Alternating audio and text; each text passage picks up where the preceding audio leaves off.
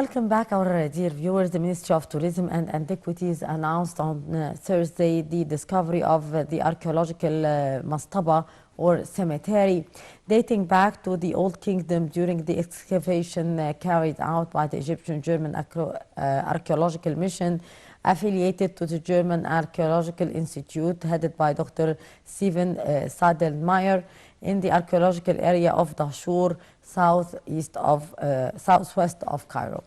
The acting Secretary General of the Supreme Council of Antiquities announced in a press statement they discovered the mastaba is part of the large cemetery of the inhabitant of Dahshur in the era of the Old Kingdom, which was uncovered in 2002 in cooperation with the Free University in Berlin.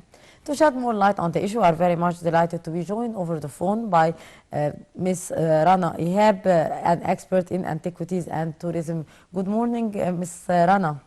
Good morning. How are you? I'm fine. Have a good day. Thank you, you too. What are the details of the archaeological discovery recently unearthed in Dahshur? Actually, this is considered as a unique discovery in the Hashur city, especially because this is the first time we discovered something in the tombs, or as we mentioned, in a mastaba, describing the daily life in ancient Egypt. What we know about the Hashur, this is the royal necropolis or royal cemetery. It's covering more about the kings from the Old Kingdom, till the New Kingdom and Middle Kingdom, but discovering something related to the daily life and the nobilities and the high officials in this place, actually something is amazing. Also because it's apart from the habitations, and this kind of discovery is actually telling a lot of information about the ancient Egyptian people enjoyed their life. They didn't care only about the life after death, but they are also caring about their daily life. Ms. Rana, Sahara is actually an area that is full of archaeological treasures and archaeological discoveries. How do you see this very special area for Egypt?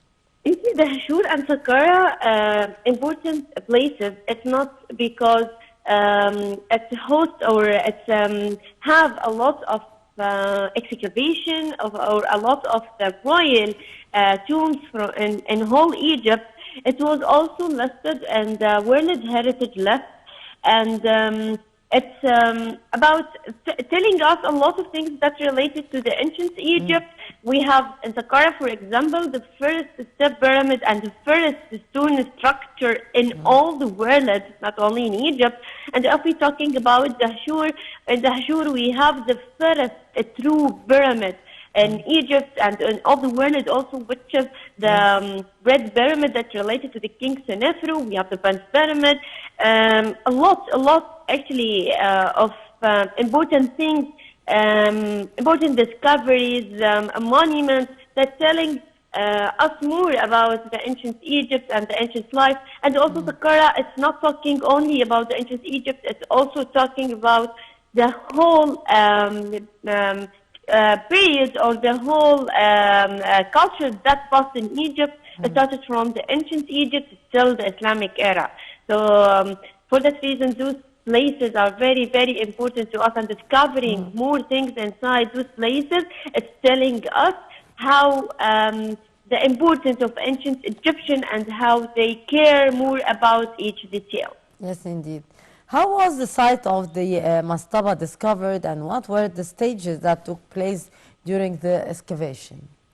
Actually, the German Archaeological Institution doing a lot of excavation in the area of Dahshur. They started before a long time ago, and when they are discovering such a beautiful a mastaba or a habitation, actually describe the scenes about the daily life, like the ships that moved in the Nile River, the markets, the offering tables and the offers.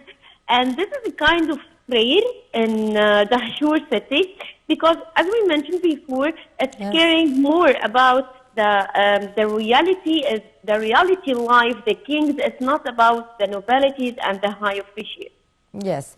For his part, Dr. Hussein Abdel Basir, the director of Antiquities Museum at the Library of Alexandria, said that there are no inscriptions of the daily life on the tombs previously discovered in the Dahshur region, which makes the recent discovery actually very important, especially as it concerns the tomb of individuals, of senior statesmen, as well as of nobles.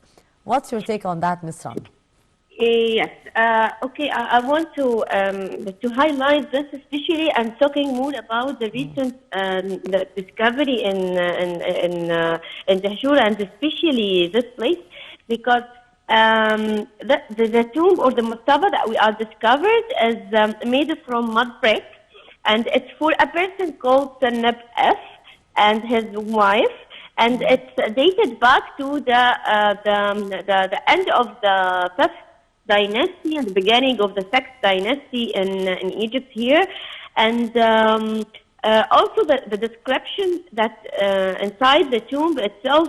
It shows us that the person or the nobility man here have a lot of important titles during the time of the king in that time, and also his wife played a very, very important role in the Egyptian government, which is something actually special in Dahshur and special in the excavation in this place in general. And also, this is not the end, because we are still discovering more things. We're still doing a lot of excavation. This is like we didn't finish the study on that tombs or on those mastabas. We just announced about something new, and the start of the studying will be taking a step next day, inshallah. Yes. Ms. Rana, also we have to mention here that this discovery was for a cemetery, and we have to say that the ancient Egyptians did pay great importance to the burial and the burial place and the mummification.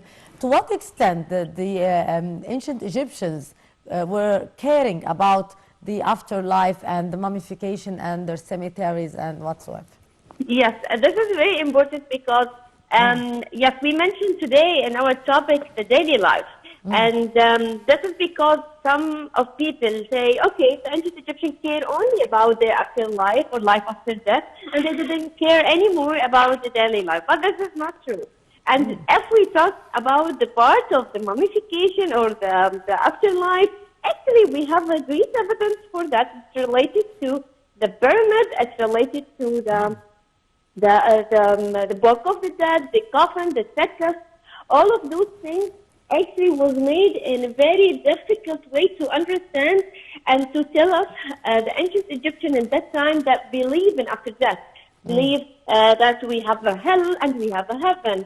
So mentioning the process of mummification and how he wants to preserve his body to be in a complete shape, to continue his journey in the afterlife, because he believes after death, or when his soul going to the sky, he will return back. The soul will return back to his body. So he needs to preserve his body in a very good condition to have the ability to back again to the nether life and continue the journey. It's started, and it have a lot of steps to reach to the important part, which is heaven, and it's called in hieroglyph. It's Yaru.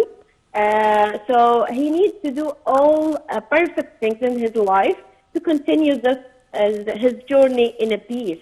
Yes. So and this idea actually developed from the old kingdom till the new kingdom. So in the old kingdom, they believe if I give a more offering, it will be fine for me.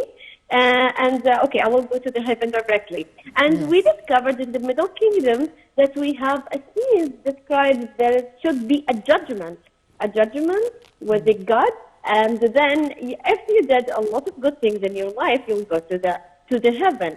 So the idea was developed here until the New Kingdom for sure. Yes, indeed.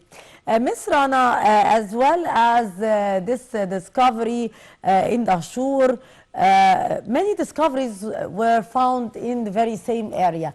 What was the importance of this place for the ancient Egyptians? Actually, all of this area was Yes. the ancient capitals of Egypt in general.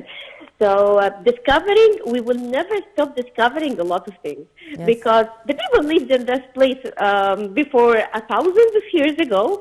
So even we have the pyramid of the king. So the people need to be near to the king.